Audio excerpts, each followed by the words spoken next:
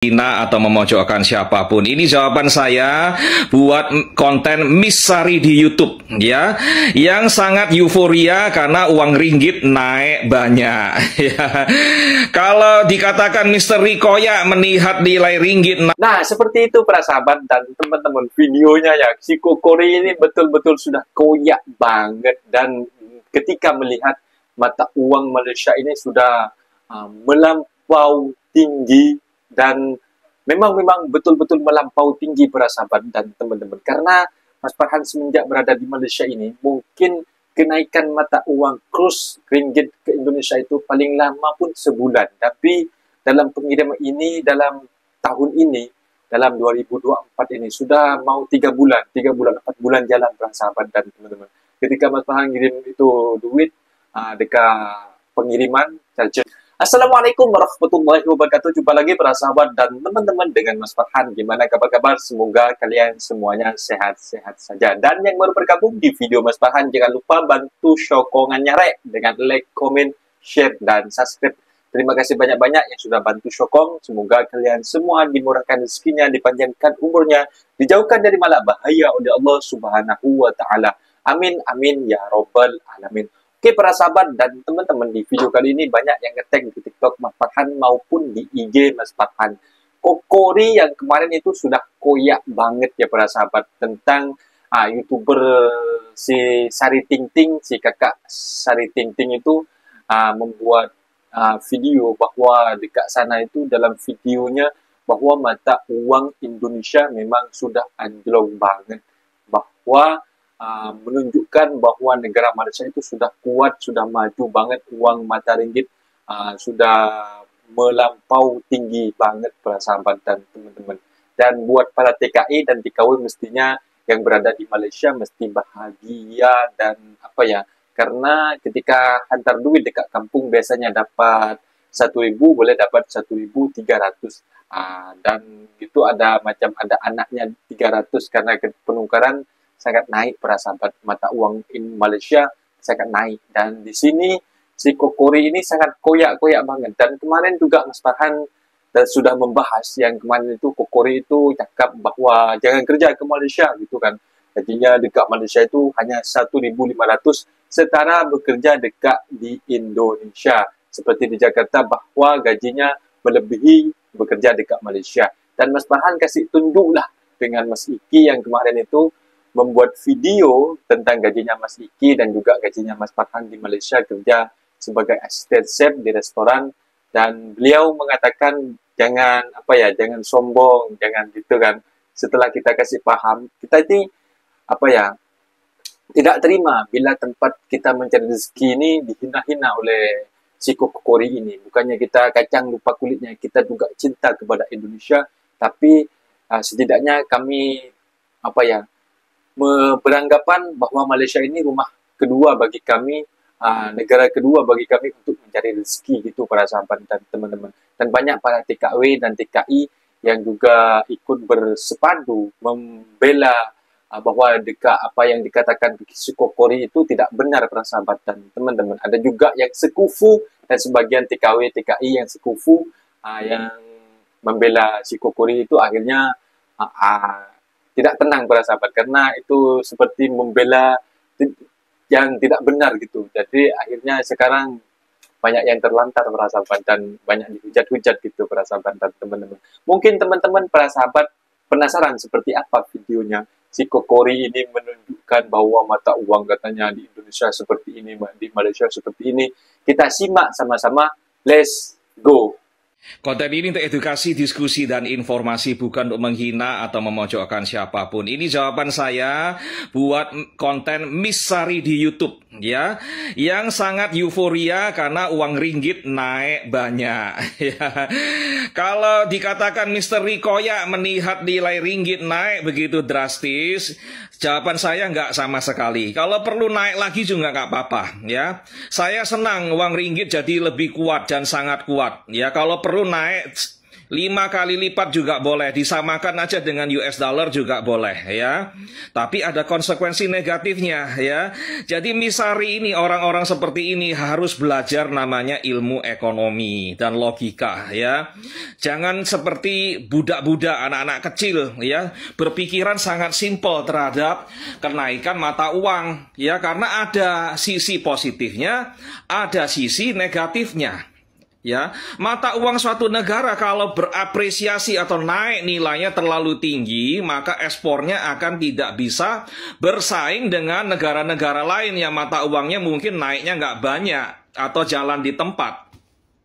Jadi misalnya ini adalah kurs ya, nilai tukar 1 ringgit Malaysia ke rupiah pada hari ini dapatnya 3.541 rupiah ya.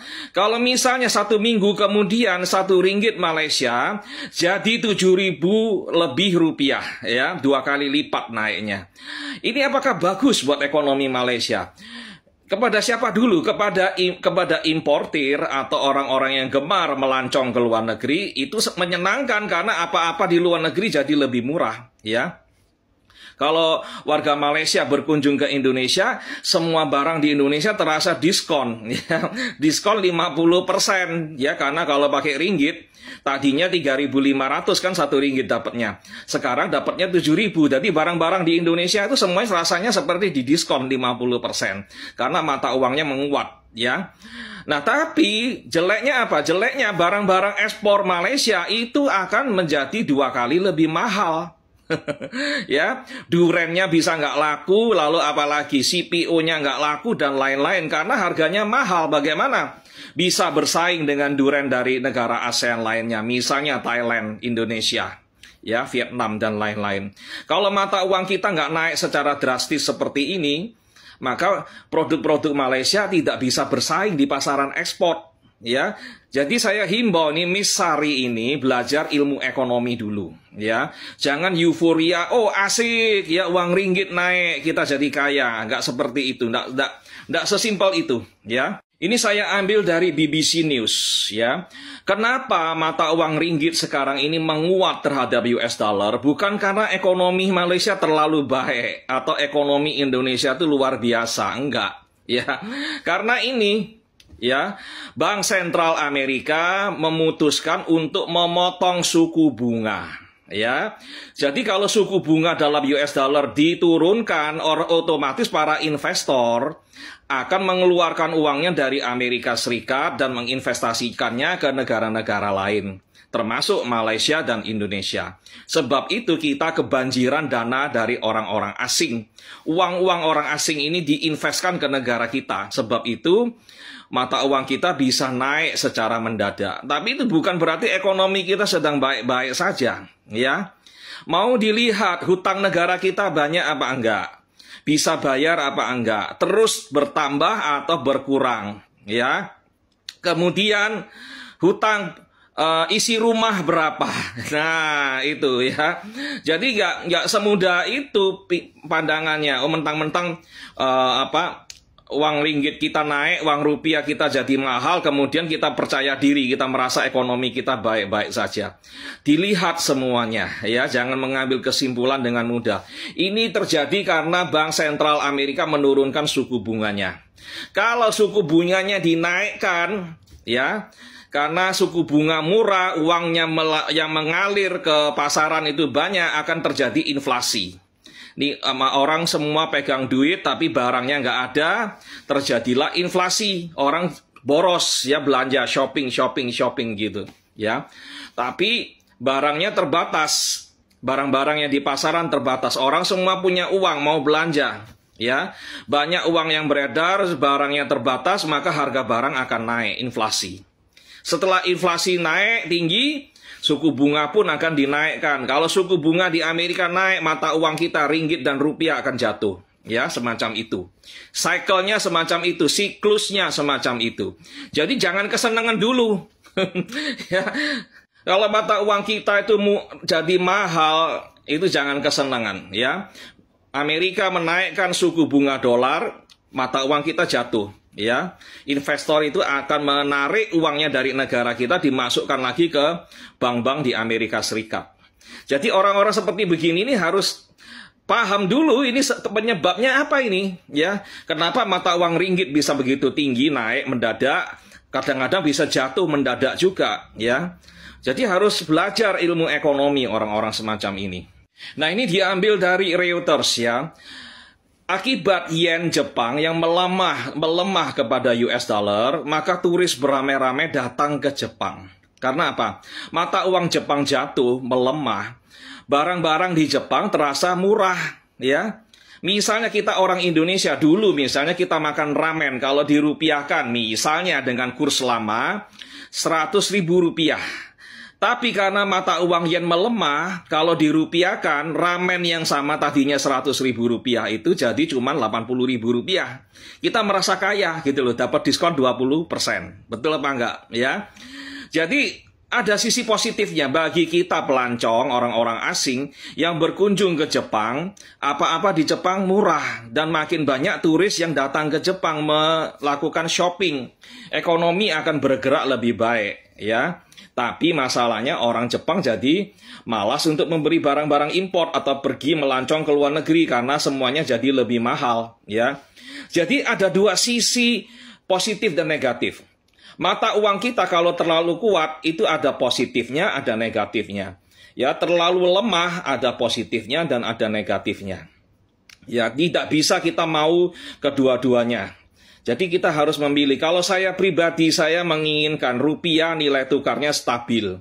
15.000 rupiah ya 15.000 rupiah. Jangan berubah jadi 20.000, jangan drastis berubah jadi 5.000. Ya, karena kedua-duanya juga nggak baik buat ekonomi di negara saya di Indonesia.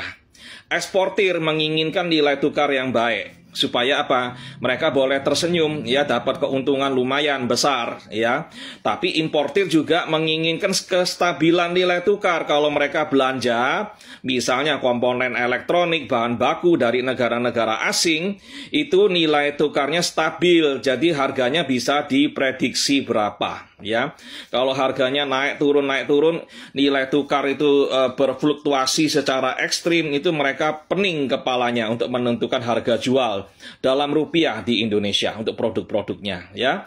Semoga ini bisa menjawab dan saya harap teman-teman kita semua ini belajar ilmu ekonomi lagi. Jadi jangan terlalu disederhanakan. Pikiran ini jangan seperti budak-budak tadika, ya, yang dapat ini langsung hore begitu, ya. Harus dilihat sisi plus dan minusnya. Oke, terima kasih semuanya yang merasa konten ini bermanfaat. Boleh bagikan, posting ulang, komentar, berikan like. Yang belum follow, silakan follow. Nah, seperti itu para sahabat dan teman-teman, videonya ya. Si Kokori ini betul-betul sudah koyak banget. Dan ketika melihat mata uang Malaysia ini sudah melampau tinggi, dan memang betul-betul melampau tinggi para sahabat dan teman-teman. Karena Mas Farhan semenjak berada di Malaysia ini, mungkin kenaikan mata uang kurs ringgit ke Indonesia itu paling lama pun sebulan. Tapi dalam pengiriman ini, dalam tahun ini, dalam 2024 ini, sudah mau 3 bulan, 4 bulan jalan para sahabat dan teman-teman. Ketika Mas Farhan kirim itu duit dekat pengiriman, charger money, dan di sini harganya kadang-kadang lebih turun lagi. Ringgit Malaysia naik, rupiah Indonesia turun gitu para sahabat dan teman-teman. Jadi kita pesan nukarnya itu 1.300.000 lebih, dan sekarang 822 ringgit. Jadi selisihnya turunnya itu banyak banget, dan ringgit Malaysia naik melampau sampai berbulan-bulan, dan si mata uang kita ini Indonesia memang sudah turun. Jadi apa ya, saya para TKI mestinya bahagia sih, karena apa ya, kerja di negara sendiri semacam tak dapat kerja susah banget gitu kan. Setelah kerja ke Malaysia, kita ada kesempatan untuk mencari rezeki di luar negeri. Di negara orang kita mendapatkan gaji yang minimum, yang cukup untuk diri kita sendiri dan kebutuhan keluarga, dan juga bisa menabung pada sahabat. Jadi bahagia banget ya. Bersyukur banget ketika kita itu ada kesempatan untuk bekerja dekat luar negeri. dan khususnya di Malaysia. Jadi buat teman-teman, kalau kemanapun Anda bekerja, khususnya ke luar negeri, Malaysia, jangan sampai datang secara ilegal, jangan sampai datang lewat tongkang, lewat belakang, nanti taruhannya nyawa para sahabat dan teman-teman. Karena kalau ada eksiden, kecelakaan di lewat tongkang belakang itu tanpa jalur yang resmi, nanti kalian sendiri yang kena akibatnya, yang akan mati tenggelam di lautan. Dan juga kalau kalian selamat di lautan itu, pergi bekerja di Malaysia, kalian itu tidak tenang para sahabat dan teman-teman. Di Malaysia itu banyak operasi seperti immigration, banyak juga polis dan gitu. Jadi kalian itu tak tenang, hidupnya itu lari-lari, takut gitu, kerja-kerja juga takut. Jadi datanglah secara sah lewat jalur yang resmi, lewat depan para sahabat dan teman-teman. Dan mungkin videonya sampai di sini saja para sahabat dan teman-teman. Apabila ada kata benda yang silap, Mas Farhan minta maaf sebesar-besarnya. Mohon dibenarkan di kolom komentar. Mas Farhan pamit diri, undur diri. Assalamualaikum warahmatullahi wabarakatuh. Jumpa lagi para sahabat dan teman-teman. See you next time. Bye-bye.